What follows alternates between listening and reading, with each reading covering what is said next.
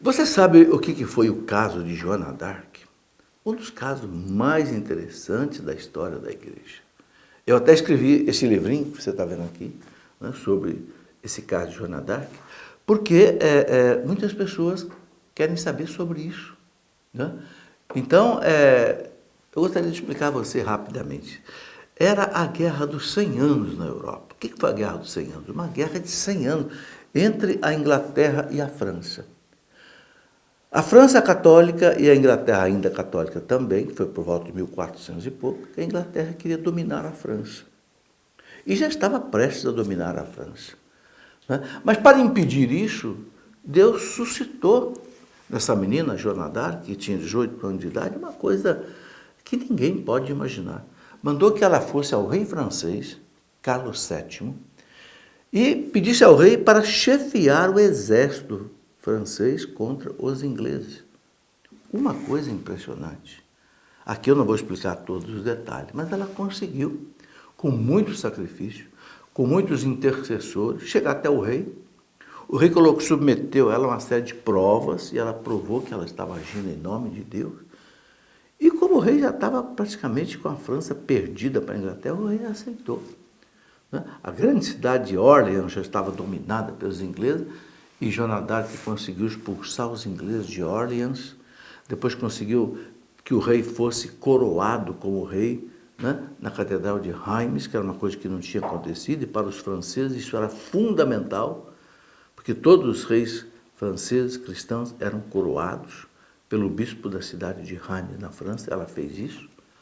Mas só que, infelizmente, depois que ela cumpriu toda essa missão, o rei pediu que ela continuasse uma missão que era libertar a cidade de Paris, também da influência dos ingleses.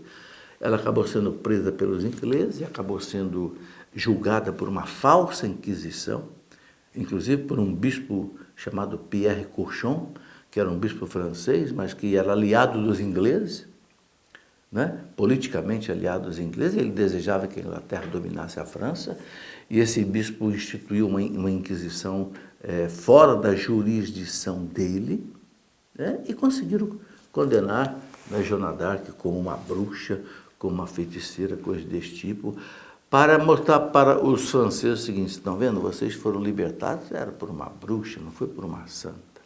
Bom, mas depois que se passaram os tempos, depois que Joana d'Arc foi morta por essa falsa inquisição, morreu inclusive queimada na cidade de Rouen, na França, lá por volta de 1430, né? Depois, poucos anos depois, foi reabilitada e considerada pela igreja como santa.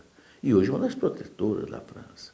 Agora, é importante entender por que Deus interveio nessa questão e não permitiu que a Inglaterra dominasse a França. Há algo muito especial atrás disso.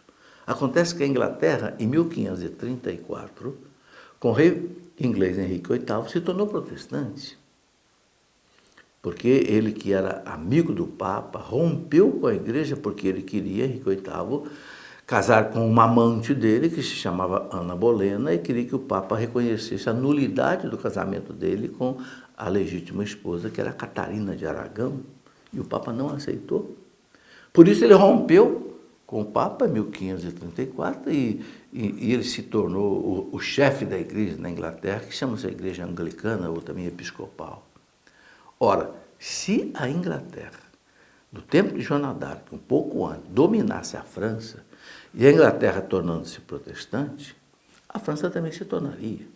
E possivelmente, como a França era o país mais católico na realidade, na época, possivelmente toda a Europa se tornasse protestante. Então, através de Joana d'Arc, Deus interveio milagrosamente, né? E a França se tornou independente da Inglaterra até hoje, né? E a França é aquilo que nós chamamos de a filha mais velha da igreja, porque foi o primeiro país na Europa que, depois que os bárbaros dominaram o Império Romano, o primeiro país que se tornou um país católico. É um caso de Joana d'Arc muito bonito que você pode ler nesse livrinho e pode entender com mais detalhes.